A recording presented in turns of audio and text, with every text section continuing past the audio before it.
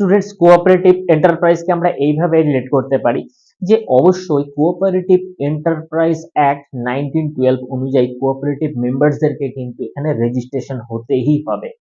Minimum এই গ্রুপের মধ্যে 10 মেম্বার মানে 10 জনের উপস্থিতি থাকতেই হবে। আচ্ছা, এরা শেয়ারও ইস্যু করতে পারে। এদের পারপাস শুধুমাত্র যে প্রফিট আর্ন করা তা না, যে তাদের যে রেস্ট অফ দ্য মেম্বার্স আছে তাদেরকে ফাইন্যান্সিয়াল অ্যাসিস্ট্যান্স ভি প্রদান করা।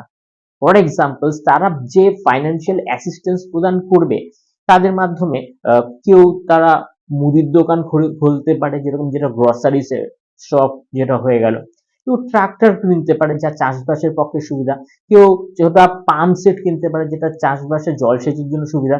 কেউ মাছ চাষের জন্য ফিশিং এর ব্যবস্থা করতে পারে।